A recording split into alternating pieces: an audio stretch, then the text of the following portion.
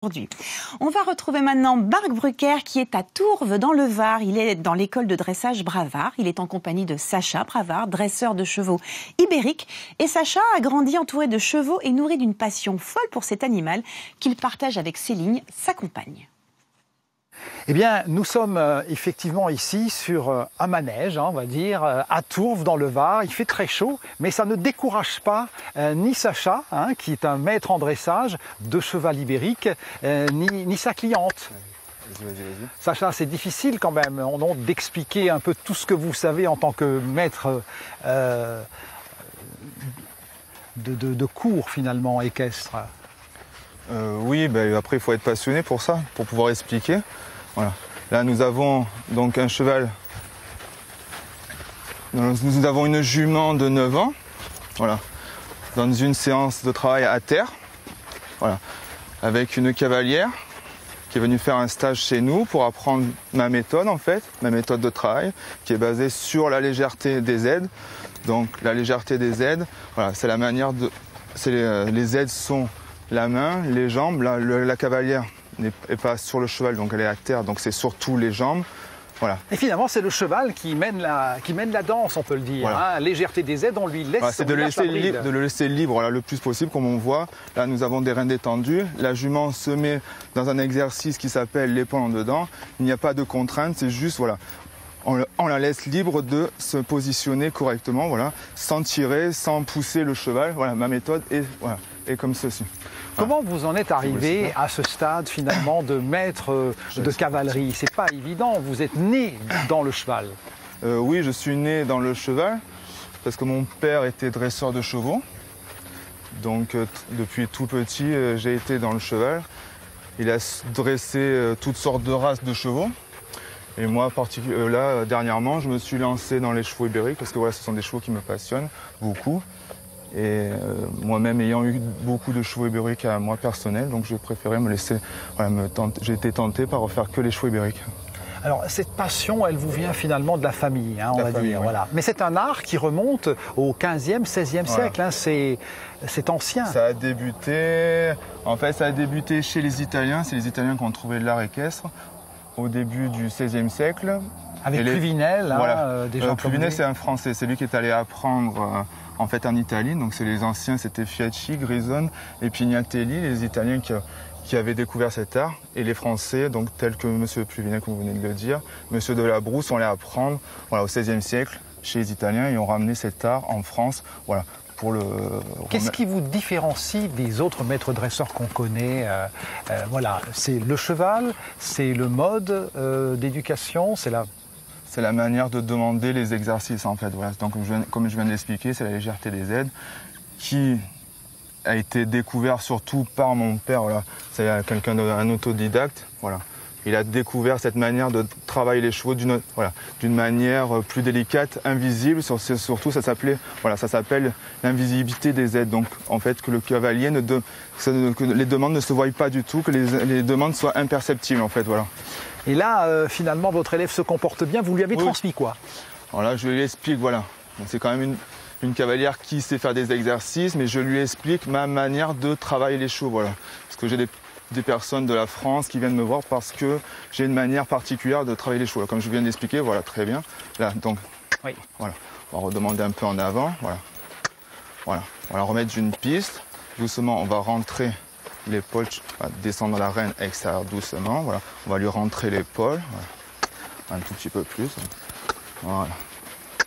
Voilà, la jument se met en épaule en dedans, doucement, on retient un tout petit peu l'épaule, voilà, très bien, voilà. Voilà, eh bien voilà, vous avez été en quelque sorte en découverte, on peut le dire, d'une leçon de dressage de chevaux, des chevaux ibériques. Et je vous propose de nous retrouver tout à l'heure avec la femme de Sacha Bravard, Céline Bravard, qui nous expliquera comment elle soutient son mari dans un exercice qui, vous l'avez constaté, n'est pas si facile. À tout de suite. Effectivement. Trouvez maintenant Marc Brucker qui est avec Céline Bravard, donc retour à l'école de dressage de chevaux ibériques de Tourves dans le Var.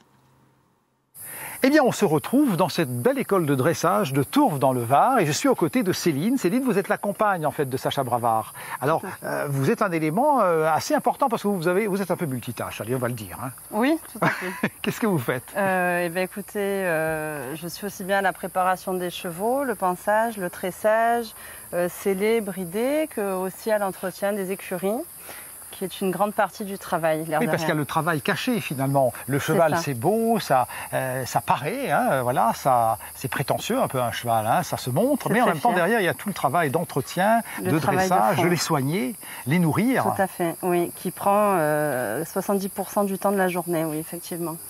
Et quand même, vous avez toujours cette passion, malgré ces tâches un peu ingrates, du cheval ibérique qu'on élève ici et qu'on dresse ici. Oui, j'ai toujours cette passion parce que je pense que si on n'est pas profondément passionné, c'est pas la peine de faire ce métier, ça demande beaucoup trop d'implication.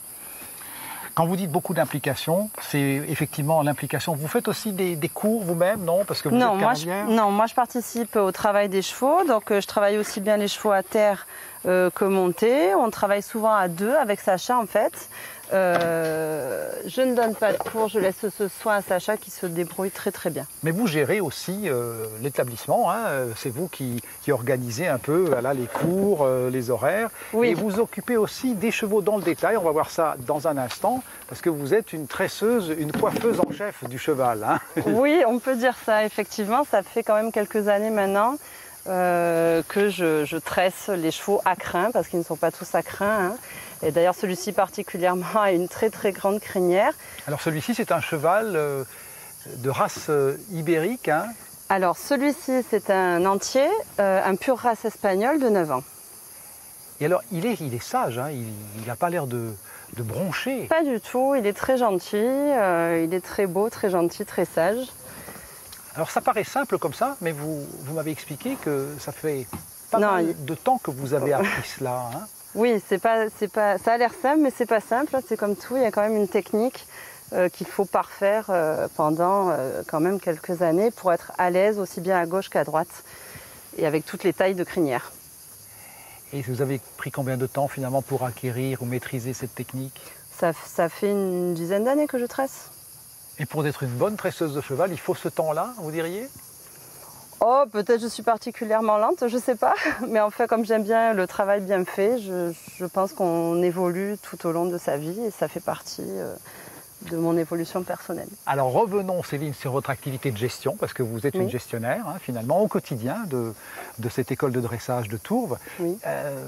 Il y a beaucoup de candidats, finalement, pour apprendre l'art du cheval ibérique. Je dirais qu'il y a un gros potentiel, hein, puisque le cheval ibérique intéresse de plus en plus de monde.